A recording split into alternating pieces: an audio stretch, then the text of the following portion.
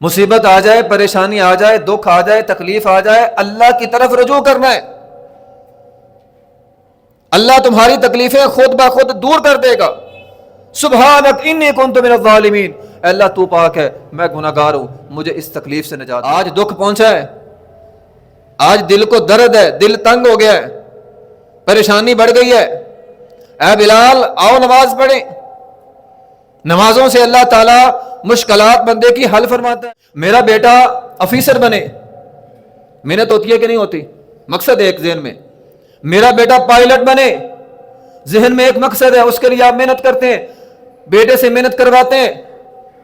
میرا بیٹا میجر بنے، کرنل بنے، کسی بڑے عہدے پر فائز ہو جائے، اور اس کے لیے پوری محنت کرتے ہیں، کیونکہ مقصد ایک ذہن میں۔ اگر مقصد ہو جنت ملے، جنت میں نبی کا ساتھ ملے، تو پھر محنت نہیں چاہیے۔ مقصد ہوگا تو محنت ہوگی، مقصد ہی نہیں ہے۔ کسی بھی نوجوان کا یہ مقصد ہی نہیں ہے جنت میں مل جائے اور نبی علیہ الصلوۃ والسلام کا ساتھ بھی مل جائے۔ بندہ نفل پڑھ رہا ہو، نفلی عبادت کر رہا ہو، والدین بلائیں نفل چھوڑ دو۔ نفلی عبادت چھوڑی جا سکتی ہے، یہاں تو نوجوان رات کو نیند نہیں چھوڑتے، ہاتھ میں موبائل ہو تو وہ نہیں چھوڑتے۔ یہ جو آیت کریمہ آپ احباب کے سامنے تلاوت کی ہے، مکی صورت ہے۔ اللہ تعالیٰ نے ان آیات میں مکی دور کا تھوڑا سا نقشہ کھینچا ہے۔ نبی علیہ الصلوۃ والسلام کی زندگی مکی دور کی، بڑا ظلم ہوتا تھا آپ پر، آپ کے اصحاب پہ، بڑی بے دردی کے ساتھ، بڑے ظالمانہ طریقے کے ساتھ صحابہ اکرام رضوان اللہ مجمعین کو اذیتیں دی جاتی، قتل کر دیا جاتا، حتیٰ کہ آپ علیہ الصلوۃ والسلام کی ذات پہ حملے ہوتے، نعوذ باللہ ثم نعوذ باللہ۔ آپ کو جادوگر، دیوانہ، مجنون، پاگل، آپ کا مذاق اڑایا جاتا۔ نبی علیہ الصلوۃ والسلام ایک دن تنگ آ کر قریش کو یہ کہا کہ میں تم کو چھوڑ کر طائف چلا جاؤں گا۔ طائف مکہ کے قریب پڑتا تھا، طائف کے لوگ مکہ آتے جاتے تھے، طائف والوں کی تجارت مکہ سے تھی، تو فرمایا طائف والوں کو سمجھاؤں گا، اگر وہ میری بات سمجھ گئے تو ان کے کہنے پر مکہ والے بھی سمجھ جائیں گے۔ آپ علیہ الصلوۃ والسلام بڑی ارمانوں کے ساتھ، بڑی امیدوں کے ساتھ طائف گئے، لیکن آگے سے انہوں نے بھی پتھر مارے، وہ بھی ظالم نکلے۔ اللہ تعالیٰ نے جب نبی علیہ الصلوۃ والسلام طائف سے واپس آ رہے تھے، چہرہ لہو لہان، پتھر لگے ہوئے ہیں، دل بڑا غم زدہ ہے، غموں سے چور ہے، اللہ نے قرآن میں فرمایا وَلَقَدْ نَعْلَمُ أَنَّكَ يَضِيقُ، اے پیغمبر ہم جانتے ہیں۔ یزیق اس تنگی کو کہتے ہیں جو برداشت سے باہر ہو جائے۔ آپ دیکھیں نا، بندہ بڑے ارمانوں کے ساتھ کسی جگہ جائے اور آگے سے سارے ارمان ٹوٹ جائے۔ بڑے ارمانوں کے ساتھ نبی علیہ الصلوۃ والسلام طائف گئے، انہوں نے پتھر مارے، آپ غموں سے چور، تکلیف ہے، شدت ہے۔ فرمایا اے پیغمبر ہم جانتے ہیں، تیری اس تکلیف کو جانتے ہیں، تیری ایک شدت کو جانتے ہیں، تیرے غم کو ہم جانتے ہیں، لیکن کیا کرنا ہے؟ فَسَبِّحْ بِحَمْدِ رَبِّكَ وَكُن مِّنَ السَّاجِدِينَ وَاعْبُدْ رَبَّكَ حَتَّى يَأْتِيَكَ الْيَقِينُ۔ کرنے کے کام ہے، آپ بس وہ کریں۔ اِنَّا كَفَيْنَاكَ الْمُسْتَهْزِئِينَ، ہم ان کافروں کو خود نپٹ لیں گے۔ محترم بھائیوں، بات کرنے کا مقصد یہ ہے، آج ہم بھی پریشان ہوتے ہیں، ہم بھی غم میں چلے جاتے ہیں، تکلیفوں سے بعض اوقات چور ہو جاتے ہیں، بیماری شدت بڑھ جاتی ہے، بعض اوقات ایسا لگتا ہے کہ بس اب کوئی راستہ ہے ہی نہیں۔ اللہ تعالیٰ فرماتے ہیں جب بھی، یہ خطاب نبی علیہ الصلوۃ والسلام کو ہے بظاہر، لیکن پوری امت کو ہے، انک یضیق صدرک، جب بھی تمہارا سینہ تنگ ہو جائے، تکلیف اتنی بڑھ جائے کہ برداشت سے باہر ہو جائے، تو کیا کرو؟ فسبح بحمد ربک، اپنے رب کی طرف رجوع کرو، اللہ کی تسبیح بیان کرو، اللہ خود تمہاری تکلیفوں کو دور کر دے گا۔ یہ انبیاء کرام کی سنت ہے۔ یونس علیہ السلام مچھلی کے پیٹ میں چلے گئے، مچھلی کا پیٹ کا اندھیرا، پانیوں کا اندھیرا، کوئی کچھ نہیں ہے. کیا کہا انہوں نے؟ لا الہ الا انت سبحانک، تسبیح بیان کی. مصیبت آ جائے، پریشانی آ جائے، دکھ آ جائے، تکلیف آ جائے، اللہ کی طرف رجوع کرنا ہے. اللہ تمہاری تکلیفیں خود بخود دور کر دے گا. سبحانک انی کنت من الظالمین، اللہ تو پاک ہے، میں گناہگار ہوں، مجھے اس تکلیف سے نجات دے دے. وکم من الساجدین، سجدہ کرنے والوں کے ساتھ ہو جانا ہے. نماز پڑھنی ہے. جب آپ کبھی دکھ میں ہوں، تکلیف میں ہوں، کھڑے ہو جائیں، اللہ کے حضور نماز پڑھیں. اللہ فرماتے ہیں ہم تمہاری دکھ تکلیف دور کریں گے. نبی علیہ الصلوۃ والسلام، حدیث آتی ہے، آپ جب بھی پریشان ہوتے، جب بھی آپ کو کوئی دکھ ملتا، صحابہ کرام فرماتے ہیں کان نبی صلی اللہ علیہ وسلم اذا حضبہ امر، جب بھی کوئی تکلیف آتی، فزع الی الصلاۃ، آپ نماز کی طرف جاتے. آپ بلال کو حکم دیتے، یا بلال اذان دے، ارحنا بالصلاۃ، نماز پڑھیں تاکہ اللہ کی رحمت آئے. آج تکلیف بڑی ملی ہے، آج دکھ پہنچا ہے، آج دل کو درد ہے، دل تنگ ہو گیا ہے، پریشانی بڑھ گئی ہے. اے بلال آؤ نماز پڑھیں. نمازوں سے اللہ تعالیٰ مشکلات بندے کی حل فرماتا ہے. فسبح بحمد ربک وکن من الساجدین، اللہ کے حضور سجدہ کریں، اپنے ماتھے کو زمین پہ رکھ دیں. اللہ تعالیٰ فرماتے ہیں جب تم ماتھا زمین پہ رکھے گا، انا کفیناک المستہزئین، ہم خود کافی ہو جائیں گے. کبھی کبھار بندہ سوچتا ہے اس پریشانی سے تو میں نکل نہیں سکتا، اتنا بڑا دکھ مل گیا، اتنی بڑی تکلیف ہے، میں نکل ہی نہیں سکتا. فرمایا نہیں، وکم من الساجدین، تو سجدہ کرنے والا بن جا، ہم نکالیں گے تجھے، جس طرح یونس علیہ الصلوۃ والسلام کو نکالا. آپ ہر پریشانی پہ نماز پڑھتے. آپ کا بیٹا تھا ابراہیم، مدینہ کا واقعہ، فوت ہو گیا. اب نبی علیہ الصلوۃ والسلام کے پہلے بھی بیٹے فوت ہو گئے تھے، بیٹیاں تھیں، بیٹے فوت ہو گئے. اب ایک بیٹا ہوا، وہ بھی فوت ہو گیا. غم بہت بڑا ہے، جن کے بیٹے چلے جائیں اس غم کا احساس ان کو ہوتا ہے. بچپن میں فوت ہو گیا بیٹا، ایک ہی تھا وہ بھی فوت ہو گیا. آپ علیہ الصلوۃ والسلام بڑے غمگین ہیں، بہت غمگین. اتفاق سے سورج گرہن لگ گیا. اب یہودی مدینے کے اور نال 7 منافقین دونوں مل گئے. دونوں نے کہا نبی علیہ الصلوۃ والسلام کا چونکہ بیٹا فوت ہوا ہے اس لیے سورج گرہن لگ گیا. اب اس میں ایک تو یہ کہنا تھا سورج گرہن ایک خوف کی علامت ہے، یہ خوف اس لیے آیا کہ نبی کا بیٹا فوت ہوا. نبی علیہ الصلوۃ والسلام کو گویا تکلیف دینے والی بات تھی یہ. آپ علیہ الصلوۃ والسلام نے کیا کیا؟ کھڑے ہوئے صحابہ کو جمع کیا اور نماز پڑھی. اور نماز پڑھ کے فرمایا ان الشمس والقمر آیتان من آیات اللہ. اور لوگوں یہ بات سن لو، سورج چاند اللہ کی نشانیوں میں سے ایک نشانی ہے.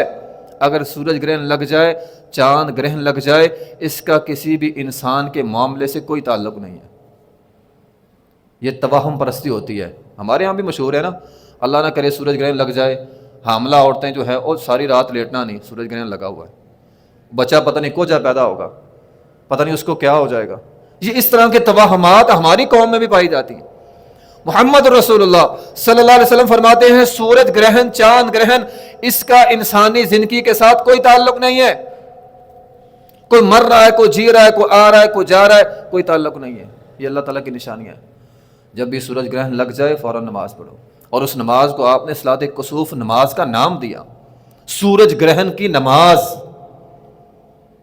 تو اتنی بڑی پریشانی کیسے حل ہوئی؟ نماز سے. آپ نماز میں کھڑے ہو گئے اور اللہ تعالیٰ کو پکارا. تو جب پریشانی ہو جائے، پریشانیوں کا حل نماز کے اندر ہے. آپ علیہ الصلوۃ والسلام نے اپنے صحابہ کرام کی یہی تربیت کی ہوئی تھی. جب بھی کوئی صحابی کسی کو پریشانی آتی فوراً نماز، 2 نفل پڑھو. عبداللہ بن عباس رضی اللہ تعالیٰ سفر پہ جا رہے ہیں، ساتھی ساتھ ہیں، لوگ ساتھ ہیں. ایک آنے والا آیا، اس نے کہا عبداللہ بن عباس رضی اللہ تعالیٰ سے آپ کا بھائی فوت ہو گیا. اب بھائیوں کا فوت ہونا صدمے والی بات ہے، پریشانی والی بات ہے۔ عبداللہ بن عباس رضی اللہ تعالیٰ اپنی سواری سے نیچے اترے، ایک طرف ہو گیا، ساتھیوں سے جدا ہو کر مصلی بچھایا، 2 رکعت نماز پڑھی۔ 2 رکعت نماز پڑھ کے یہ آیت کریمہ لوگوں کو سنائی، وَاسْتَعِینُوا بِالصَّبْرِ وَالصَّلَاةِ۔ اور لوگوں، اللہ قرآن میں فرماتے ہیں غم مل جائے، پریشانی مل جائے، نماز پڑھو، اللہ کی مدد آئے گی۔ اور اگر ہم غور کریں نا، ہمارے ہاں مسئلہ ہی بالکل الٹ ہے۔ اور بھئی تو نماز کیوں نہیں پڑھتا؟ یہ تو میں نفری 2 رکعتوں کی بات کر رہا ہوں، جہاں لوگ تو فرض نہیں پڑھتے، اور بھئی نماز کیوں نہیں پڑھتا؟ وہ پریشانیاں بہت ہیں، ٹائم نہیں ملتا، مصروفیت بہت ہے، ٹائم نہیں ملتا۔ اللہ تعالیٰ بھی فرماتے ہیں پھر جا، بھی تیری مصروفیت ہے میں اور بڑھا دوں گا۔ اور بھئی تو نماز پڑھ، اللہ تیری مصروفیتیں کم کرے، تو نماز پڑھ، اللہ تیری پریشانیاں کم کرے، اللہ تیری پریشانیاں ختم کر دے۔ ہمارے ہاں پریشانی آتی ہے، مصروفیت آتی ہے، بندہ اللہ کی دین سے دور ہو جاتا ہے، نمازوں سے دور ہو جاتا ہے، اللہ سے دور ہو جاتا ہے۔ اور پریشانیاں تجھے اللہ کے قریب لانے کے لیے ہیں۔ بعض اوقات اللہ بندے کو دکھ دیتا ہے، اور یہ باغی ہے، بھاگا ہوا ہے، میرے پاس آ جائے، دکھ ملتا ہے، بندہ واپس آ جاتا ہے۔ اور یہاں لوگ اور زیادہ دور ہو جاتے ہیں۔ ہاں جب زندگی سکون سے ہوگی، پریشانیاں ختم ہو جائیں گی، پھر جا کے کو اللہ توبہ کر لیں گے، نہیں۔ وَقُم مِّنَ السَّاجِدِينَ، جب پریشانی آ جائے، مصیبت آ جائے، عبداللہ بن عباس رضی اللہ تعالیٰ مصلی بچھاتے ہیں، 2 رکعت نماز پڑھتے ہیں، بھائی فوت ہو گیا۔ کبھی زندگی میں ایسا ہوا ہو، اللہ نہ کرے کسی کو کسی آفت کی خبر مل جائے، کسی پریشانی کی خبر مل جائے، اور اس نے اللہ کی مدد حاصل کرنے کے لیے 2 رکعتیں پڑھی ہوں، اے اللہ صدمہ بہت ملا ہے، 2 رکعتیں پڑھ کے تیری طرف رجوع کرتا ہوں۔ نہیں، کبھی ایسا نہیں ہوا۔ صحابہ کرام کیا کر رہے ہیں؟ مصلی بچھاتے ہیں اور 2 رکعت نماز پڑھتے ہیں۔ نماز پڑھی انہوں نے، وَقُم مِّنَ السَّاجِدِينَ، سجدہ کیا انہوں نے۔ نبی علیہ الصلوۃ والسلام کا ایک صحابی تھا، ربیہ بن کعب اس کا نام ہے، نوجوان تھا، کوئی لگ بھگ 18-20 سال عمر، جس کو ہم یہ چڑھتی جوانی کہتے ہیں۔ نوجوان، غریب، گھر بار کوئی نہیں ہے، مسجد نبوی میں رہتا تھا، اہل صفہ پہ بیٹھ کے علم حاصل کرتا تھا، مسجد میں بیٹھ جاتا تھا، کوئی آتا کھلاتا کھا لیتا، نہیں کھلاتا تو نہ صحیح۔ کہتے ہیں مجھے شوق یہ تھا کہ میں نے نبی علیہ الصلوۃ والسلام کی خدمت کرنی ہے۔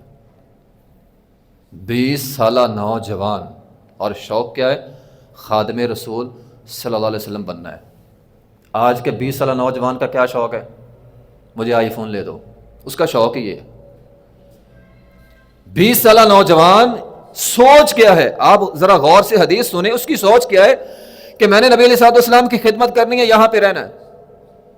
اب کہتے ہیں میں یہ بھی سوچتا تھا کہ خادم تو بہت سارے، آپ کو جب بھی کوئی ضرورت ہوتی ہے، سارے صحابہ کرام آپ کی خدمت میں تیار بیٹھے ہوتے ہیں، میں کب خدمت کروں؟ لیکن خدمت میں نے کرنی ہے۔ ایک نوجوان کی سوچ آپ دیکھیں، خدمت میں نے کرنی ہے لیکن کب کروں؟ صحابہ تو موجود ہوتے ہیں، موقع ہی نہیں ملتا۔ کہتے ہیں میں نے خدمت کے لیے رات کا انتخاب کیا۔ سارے لوگ اپنے گھروں میں چلے جاتے ہیں، نبی علیہ الصلوۃ والسلام اپنے حجرے میں چلے جاتے ہیں، اندھیرا ہو جاتا ہے، میں کیا کروں؟ میں پانی لے کر نبی علیہ الصلوۃ والسلام کی دہلیز پہ بیٹھ جاؤں، آپ کی چوکھٹ پہ بیٹھ جاتا تھا، اس نیت سے کہ جب کبھی ہو سکتا ہے نبی علیہ الصلوۃ والسلام کو پانی کی ضرورت پڑے، آپ باہر آئیں اور میں پانی کے لیے تیار کھڑا ہوں۔ اس مقصد کے لیے بیٹھا ہے، اور کہتے بیٹھا تو میں اس مقصد کے لیے تھا، لیکن وہاں پہ بیٹھ کر مجھے دل کو سکون ملتا تھا۔ نبی علیہ الصلوۃ والسلام جب رات کو کھڑے ہوتے تھے، قرآن پڑھتے تھے، قرآن سنتا تھا، سکون ملتا تھا۔ اور نوجوانوں، 20 سال 30 سال 40 سال کے نوجوانوں، قرآن کے اندر سکون ہے۔ یہ چڑھتی جوانی اس کی ہے، خواہشات دل میں ہے، نوجوانوں کی جو خواہشات ہوتی ہیں وہ ساری دل کے اندر موجود ہیں، لیکن فرماتے ہیں نبی علیہ الصلوۃ والسلام کی دہلیز پہ اس لیے بیٹھتا تھا، قرآن کی آواز آتی تھی، دل کو سکون ملتا تھا، روحانی سکون قرآن کے اندر۔ فرماتے ہیں ایک دن میری تمنا پوری ہو گئی، بیٹھتا تو میں روزانہ ہی تھا، ایک دن نبی علیہ الصلوۃ والسلام باہر نکلے، آپ کو پانی کی ضرورت تھی، میں پانی لے کر تیار بیٹھا تھا، میں نے کہا پانی لے۔ آپ علیہ الصلوۃ والسلام فرماتے ہیں بڑا خوش ہوئے، بڑا ہی خوش ہوئے، اتنا خوش ہوئے کہ آپ علیہ الصلوۃ والسلام نے فرمایا ربیہ مانگ کیا مانگتے ہو؟ اب یہ گارنٹی کون دے رہا ہے؟ محمد صلی اللہ علیہ وسلم۔ کون سی زبان؟ وما ينطق عن الهوى ان هو الا وحی یوحى، جو مانگے گا مل جائے گا۔ اور کس کو کہہ رہے ہیں؟ 20 سال کے نوجوان کو۔ کون نوجوان؟ جس کا گھر نہیں، جس کا بار نہیں، جس کی دکانداری نہیں، جس کا کوئی بھی نہیں۔ آپ اندازہ لگائیں، آج کا کوئی نوجوان ہو، 20 سال اس کی عمر ہو، کوئی بڑا عہدے دار کو، وزیر اعظم کو، وزیر اعلیٰ کو بڑا عہدے دار کہے مانگ کیا مانگتے ہو، جس کے پاس گھر بھی نہ ہو، کاروبار بھی نہ ہو، نوکری بھی نہ ہو، کچھ بھی نہ ہو، وہ کیا کہے گا؟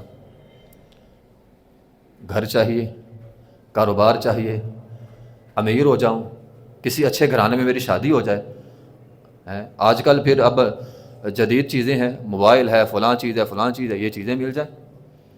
نوجوان بس یہاں تک ہے، مجھے یہ چیزیں چاہیے۔ آپ ربیہ فرماتے ہیں مجھے پتا تھا، نبوی زبان سے گارنٹی مل گئی، جو مانگو گے مل جائے گا۔ فرماتے ہیں میں نے کہا اللہ کے رسول سوچ کے نہ بتاؤں، کچھ سوچ لوں؟ فرمایا سوچ لو۔ کہتے میں سوچتا رہا، بالآخر میرے دل میں بات آئی کہ اگر میں نے جنت مانگ بھی لی، سب سے بڑی چیز تو جنت ہے نا آخرت میں، جنت مانگ لی، جنت تو بہت بڑی ہوگی، وہاں انبیاء بھی ہوں گے، لوگ بھی ہوں گے، اور انبیاء کے مقام بہت اونچے۔ میں جنت میں چلا بھی گیا تو نبی علیہ الصلوۃ والسلام تک پہنچنا مشکل ہو جائے گا۔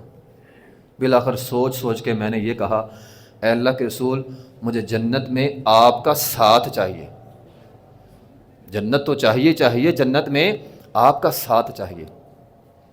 اور محترم بھائیو، جب یہ ارادہ ہو، مقصد جنت ہو، پھر انسان محنت بھی کرتا ہے۔ آپ کا مقصد ہے میرا بیٹا ڈاکٹر بنے تو آپ کیا کرتے ہیں؟ محنت کرتے ہیں نا، اسے پڑھاتے ہیں۔ میرا بیٹا انجینئر بنے، اس پر محنت ہوتی ہے کہ نہیں ہوتی؟ میرا بیٹا آفیسر بنے، محنت ہوتی ہے کہ نہیں ہوتی؟ مقصد ہے ایک ذہن میں۔ میرا بیٹا پائلٹ بنے، ذہن میں ایک مقصد ہے، اس کے لیے آپ محنت کرتے ہیں، بیٹے سے محنت کرواتے ہیں۔ میرا بیٹا میجر بنے، کرنل بنے، کسی بڑے عہدے پر فائز ہو جائے، اور اس کے لیے پوری محنت کرتے ہیں، کیونکہ مقصد ایک ذہن میں۔ اگر مقصد ہو جنت ملے، جنت میں نبی کا ساتھ ملے، تو پھر محنت نہیں چاہیے۔ مقصد ہوگا تو محنت ہوگی، مقصد ہی نہیں ہے۔ کسی بھی نوجوان کا یہ مقصد ہی نہیں ہے جنت میں مل جائے اور نبی علیہ الصلوۃ والسلام کا ساتھ بھی مل جائے۔ اگر اب آپ بیٹھے بیٹھے یہاں یہ مقصد بنا لیا ہے تو پھر اگلی بات عمل کرنا ہے۔ اگر ہم یہ مقصد ابھی ادھر بیٹھ کے ارادہ ہی کرنا ہے نا، بندے نے ارادہ اچھا ہو تو اللہ تعالیٰ فضل بھی کرتے ہیں، ارادہ ہی نہیں تو پھر کام بھی نہیں، پھر فضل بھی کیسا؟ ارادہ کر لیں اللہ تعالیٰ جنت بھی دے اور نبی علیہ الصلوۃ والسلام کا ساتھ بھی دے، تو کہا ربیہ کچھ اور مانگ لے، کہا نہیں بس یہ چاہیے۔ اور ربیہ کچھ اور مانگ لے یار، کوئی دنیا داری، گھر بار تیرا کوئی نہیں، شادی تیری نہیں ہوئی، بیوی بچے تیرے کوئی نہیں، مکان بھی نہیں ہے، کوئی کاروبار بھی نہیں، کچھ اور مانگ لے، کہا نہیں بس یہ چاہیے۔ کہا ربیہ تو نے بہت بڑی چیز مانگی ہے، بہت بڑی چیز مانگی ہے، اچھا ایسا کر دعا میں کرتا ہوں، میری دعا ہوگی کام تیرا ہوگا۔ ایک کام تو نے کرنا ہے، فَأَعِنِّي عَلَىٰ نَفْسِكَ بِكَثْرَةِ السُّجُودِ، جہاں سے بات میں نے شروع کی تھی، وَقُم مِّنَ السَّاجِدِينَ، کچھ پانا ہے تو اللہ کے سامنے آ جائے، سجدہ کر لے۔ فرمایا ربیہ سجدہ کر، نوافل پڑھ، اللہ کی عبادت کر، اللہ تجھے جنت میں میرا ساتھی بنا دے گا۔ اگر پہلے آپ نے ارادہ کیا تھا تو پھر یہ کام بھی کرنا ہے، ارادہ ہے تو کام بھی کریں۔ اگر کام کریں گے تو اللہ تعالیٰ محنت کرنے والوں کی محنت ضائع نہیں کرتا۔ آپ اس ارادے سے نماز پڑھیں، اللہ کے سامنے سجدے کریں، نوافل پڑھیں، مجھے جنت بھی چاہیے اور نبی علیہ الصلوۃ والسلام کا ساتھ بھی چاہیے، اللہ آپ کی محنت ضائع نہیں کرے گا، یہ نبی علیہ الصلوۃ والسلام کا حکم ہے۔ فرمایا جنت میں جس نے، یہ خاص اس کے لیے نہیں ہے، سب کے لیے، جس کا ارادہ ہے جنت مل جائے، نبی کا ساتھ مل جائے، وہ نمازیں پڑھے، کثرت سے سجدے کرے۔ وَقُم مِّنَ السَّاجِدِينَ، وَقُم مِّنَ السَّاجِدِينَ۔ بدر کا موقع تھا، بہت ساری باتیں ہیں، 1000 ایک طرف، 313 ایک طرف، آپ نے کیا کیا؟ سجدے میں چلے گئے۔ اللہ نے 1000 کا لشکر بھیجا تھا فرشتوں کا، سجدے میں گئے تھے آپ۔ میدان محشر ہوگا، میدان محشر کی سختیاں آپ لوگ جانتے ہیں، بارہا سنی ہوئی ہوں گے، سورج سوا نیزے پہ ہے، جہنم کو 70,000 لگامیں ہیں، ہر لگام کے ساتھ 70,000 فرشتے ہیں، پل صراط رکھا ہوا ہے، بڑا دردناک خوفناک ایک منظر ہے، حساب نہیں ہو رہا۔ انسانیت ساری جمع ہو گئی ساری انسانیت۔ بابا آدم کے پاس گئی، اللہ سے سفارش کرو حساب ہو جائے۔ اب کتنی بڑی پریشانی ہے، حساب نہیں ہو رہا۔ میں یہ سمجھتا ہوں شاید میدان معاشر کی سب سے بڑی پریشانی یہ ہوگی، حساب نہیں ہو رہا، لوگ عذاب میں مبتلا ہیں، حساب نہیں ہو رہا۔ باب آدم کے پاس جائیں گے، سفارش کریں، کہیں نا میں نہیں کرنی، اللہ بڑا غصے میں ہے۔ انسانیت پوری انسانیت کے باپ ہیں آدم علیہ السلام، کہا نہیں رب بڑا غصے میں ہے، میں نے تو جنت کا پھل کھایا تھا، میں نہیں کروں گا۔ ابراہیم علیہ السلام، نہ بھی میں نہیں کروں گا، مجھے اللہ نے روکا تھا، باپ کی سفارش نہیں کرنی، مشرک باپ تھا، میں نے سفارش کی تھی، نہ میں نہیں کروں گا۔ موسیٰ علیہ السلام، نہ بھی مجھ سے قتل ہو گیا تھا۔ انبیاء کہہ رہے ہیں نہیں ہم سفارش نہیں کریں گے، اللہ بڑا غصے میں ہے۔ فرماتے انسانیت جمع ہو کے میرے پاس آ جائے گی۔ نبی علیہ السلام فرما رہے، فرمایا فآتی تحت العرش فاقع ساجدا لربی، میں اللہ کے عرش کے پاس جاؤں گا، عرش کے نیچے جاؤں گا اور کیا کروں گا؟ سجدے میں گر جاؤں گا۔ بات تو پریشانیوں کی ہو رہی ہے، میدان محشر کی سب سے بڑی پریشانی غالباً یہی ہوگی، اور اس کا حل کس میں ہوگا؟ سجدے میں۔ فرمایا میں سجدے میں چلا جاؤں گا اور کیا ہوگا؟ فیفتح اللہ علی من محامدہ، اللہ میرے دل میں ایسی اپنی حمد و ثنا ڈالے گا، میں اللہ کی حمد و ثنا کروں گا، کرتا جاؤں گا۔ اچانک آواز آئے گی، یا محمد صلی اللہ علیہ وسلم ارفع رأسک سل تعطی واشفع تشفع، اے محمد صلی اللہ علیہ وسلم سر اٹھائیں، جو مانگیں آپ کو ملے گا۔ پھر میں سفارش کروں گا اور حساب شروع ہوگا۔ تو میدان محشر کی سختیاں بھی سجدے سے حل ہوں گی، دنیا کی سختیاں بھی سجدے سے حل ہوں گی، سجدے سے حل ہوں گی۔ اقرب ما یکون العبد من ربہ وہو ساجد، اور فرمایا لوگو یہ بات دھیان سے سن لو، جب تم اللہ کے حضور کھڑے ہوتے ہو، گناہوں کا بوجھ لے کر، پریشانیوں کا بوجھ لے کر، دکھوں کا بوجھ لے کر، غموں کے پہاڑ لے کر، بیماریاں لے کر، اپنے کندھے پہ لاد کے اللہ کے سامنے کھڑے ہو کر رکوع کرتے ہو اور اس کے بعد سجدے میں چلے جاتے ہو، جب تم اللہ کے حضور سجدہ کرتے ہو، بندہ اللہ کے سب سے زیادہ قریب ہو جاتا ہے۔ تم اللہ کے قریب ہو گئے، اللہ کے قریب ہو گئے، اللہ کے قریب ہو گئے۔ زکریا علیہ السلام، انبیاء اولاد کوئی نہیں، مریم علیہ السلام کی کفالت کی ذمہ داری ہے۔ مریم علیہ السلام کا دروازہ کھولا، کلما دخل علیہ زکریا المحراب وجد عندها رزقا، بے موسم پھل۔ کہا مریم اور بے موسم پھل تیرے پاس یہ کہاں سے آئے؟ اس پھل کا تو موسم ہی نہیں ہے، کہاں سے آ گیا؟ سردیوں کے موسم میں آم آ جائے تو بے موسم ہی ہے نا، کہاں سے آیا؟ قال یا مریم انا لک ھذا قالت هو من عند اللہ، اے مریم کہاں سے آئے؟ کہا اللہ نے بھیجے، اللہ نے بھیجے۔ دماغ میں ایک بات آ گئی، میں بوڑھا ہوں، میری بیوی بانچ ہے، اولاد کوئی نہیں، جو رب مریم کو بے موسم پھل دے سکتا ہے مجھے اولاد نہیں دے سکتا؟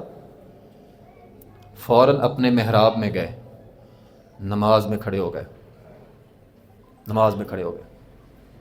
ہنالک دعا زکریا رب قال رب هب لي من لدنك ذرية طیبہ، دعا کی، محراب میں کھڑے، نماز میں کھڑے، اے اللہ بوڑھا ہو گیا، ہڈیاں کمزور، بیوی بانچ، اولاد دے دے۔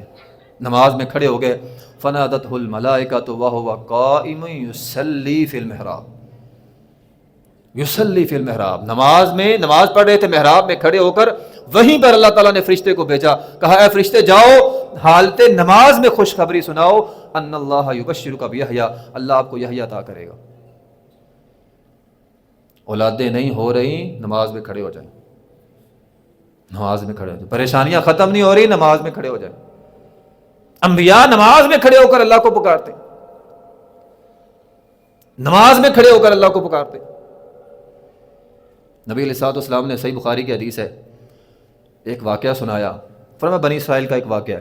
جریج نامی ایک بندہ تھا، بڑا عابد تھا، بڑا اللہ کا ولی تھا، اولیاء اللہ کی باتیں ہیں، صحیح جو اولیاء اللہ ہے، اللہ کا ولی، بخاری کے اندر حدیث موجود ہے۔ اس نے نا اپنا ایک، جس کو محراب یا کہتے ہیں، وہ بنایا ہوا تھا، اس کے اندر وہ نماز پڑھتا تھا، اللہ کی عبادت کرتا رہتا تھا۔ ایک دن اس کی ماں نے آواز لگائی، وہ نماز پڑھ رہا تھا، کہتا میں نے سوچا نماز پڑھوں، نماز جاری رکھوں یا ماں کی بات سنوں۔ دل نے فیصلہ یہ کیا نماز پڑھوں، نماز میں کھڑا ہو گیا، لیکن یہ فیصلہ غلط تھا۔ محترم بھائیو، یہ مسئلہ سمجھ لیں، بندہ نفل پڑھ رہا ہو، نفلی عبادت کر رہا ہو، والدین بلائیں نفل چھوڑ دو۔ نفلی عبادت چھوڑی جا سکتی ہے، یہاں تو نوجوان رات کو نیند نہیں چھوڑتے، ہاتھ میں موبائل ہو تو وہ نہیں چھوڑتے۔ لیکن شرعی مسئلہ کیا ہے؟ اگر نوافل نفلی عبادت کر رہے ہو وہ بھی چھوڑ دو۔ باپ نے بلایا، ماں نے بلایا، اور بیٹا دوائی لا دو، بیٹا موبائل نہیں چھوڑتا، اپنا کام نہیں چھوڑتا۔ یہاں تو عبادت چھوڑنے کی بات ہے، نہیں چھوڑی۔ ماں نے بددعا، دکھی دل سے کبھی کبھار بددعا نکل جاتی، بددعا نکل گئی، جا بیٹا تجھے تب تک موت نہیں آئے گی جب تک کسی فاحشہ کا منہ نہ دیکھ لے۔ عرصہ گزر گیا، ایک فاحشہ عورت تھی، اس کو بیٹا پیدا ہوا۔ لوگوں نے کہا بیٹا کس کا ہے؟ اس نے کہا وہ جو جریج ہے نا، وہ ولی اور عبادت بڑی کرتا ہے، اس کا بیٹا ہے۔ اب لوگ سارے اکٹھے ہو گئے، جس طرح ہمارے ہاں بھی ہوتا ہے نا، ایسا ہمارے ہاں بھی ہوتا ہے۔ ایک بندہ دوسرے کو کہتا ہے نا یہ کام اس نے کیا ہے، سبھی شروع ہو جاتے ہیں۔ تحقیق کوئی نہیں کرتا، کوئی بھی تحقیق کوئی نہیں کی۔ لوگوں نے اس کا جو کجاوا سا بنا تھا، محراب سا بنا تھا، اس کو گرا دیا، مارا پیٹا۔ ہمارے یہاں بھی ہوتا ہے، جو بندہ خبر سنا دے تحقیق کوئی بھی نہیں کرتا، فوراً بس پھڑ لو مار لو۔ وہ جاہلی معاشرہ آج بھی موجود ہے، اس دور میں بھی تھا، آج بھی ہے، فرق کوئی نہیں، تحقیق کوئی نہیں۔ کسی نے پوچھا نہیں بھائی تحقیق کر لو، ایک عورت نے کہا ہے پتہ کر لو واقعی اس کا ہے نہیں ہے، تحقیق کوئی نہیں کی، اور تحقیق کیا کرو۔ جب بھی یہ شرعی مسئلہ ہے، آپ کو کوئی بھی بات بتائی جاتی ہے پہلے تحقیق کرو، پھر فیصلہ کرو۔ تحقیق کوئی نہیں کی، اسے مارا، سارا کچھ گرا دیا۔ اب حدیث کے الفاظ ہیں بخاری کے، جریج نے کہا مجھے چھوڑو، وہ باہر نکلا وہاں سے، فتوضأ وصلى، وضو کیا، نماز پڑھی۔ اب پریشانی کتنی بڑی ہے، یہ چھوٹی پریشانی نہیں ہے۔ ایک پاک صاف آدمی ہو اور اس پر ایک فاحشہ الزام لگا دے، یہ جیتے جی مرنے والی بات ہے، چھوٹی بات نہیں ہے۔ جس نے اپنا کردار، اپنا دامن صاف رکھا ہو، اس پہ دبا لگ جائے سب کو نظر آتا ہے، اور جس کا دامن ہی سارا سیاہ ہو لگتا پھرے، اسے کوئی پرواہ نہیں ہوتی۔ لیکن سفید لباس والے کو بڑی پرواہ ہوتی ہے۔ اب غموں سے چور تھا وہ، میں نے تو ساری عمر اللہ کی عبادت کی ہے، میں نے یہ کام بھی نہیں کیا، اور لوگوں کو یقین ہو گیا، کھڑا ہو گیا، اللہ اتنی بڑی آفت آ گئی، اتنی بڑی آزمائش۔ نماز پڑھی 2 رکعتیں، بخاری کی حدیث ہے، اس نے نماز پڑھی، بچے کو گود میں لیا، اس کے سر پہ ہاتھ رکھا، 1-2 دن کا بچہ ہے، 1-2 دن کا بچہ، اس کے سر پہ ہاتھ رکھا اور پوچھا تیرا باپ کون ہے؟ 1-2 دن کا بچہ بولتا ہے، اس نے کہا میرا باپ وہ فلاں چرواہا ہے۔ دنیا حیران ہو کہ 2 دن کا بچہ بولا، 2 دن کا بچہ۔ تو پیچھے بات میں وہی کروں گا، وَقُم مِّنَ السَّاجِدِينَ، جہاں سے ہم نے بات شروع کی تھی۔ کتنی بڑی پریشانی آئی، حل کس میں تھا؟ نماز میں، 2 رکعت نماز پڑھی اس نے۔ محترم بھائیو، ہمیں سے ہر آدمی پریشان ہے، کسی نہ کسی وجہ سے پریشان، بیماری، دکھ، تکلیف، کسی نہ کسی وجہ سے پریشان ہے۔ جتنا پریشان ہے اتنا ہی نماز سے دور ہے، ہم الٹ چل رہے ہیں، اور جتنا نماز سے دور ہوتے جائیں گے اتنی پریشانیاں بڑھتی جائیں گی۔ خدا را نماز کے قریب آ جائیں، اللہ کے قریب آ جائیں، وَقُم مِّنَ السَّاجِدِينَ، سجدہ کرنے والوں کے ساتھ شامل ہو جائیں، اللہ تعالیٰ سے دعائیں کریں، اللہ سے اپنا تعلق مضبوط کریں۔ اِنَّا كَفَيْنَاكَ الْمُسْتَهْزِئِينَ لا تحزن ان اللہ معنا، اللہ ہمارے ساتھ ہے، پھر انسان کو غم کرنے کی ضرورت نہیں ہے۔ وآخر دعوانا الحمد للہ رب العالمین۔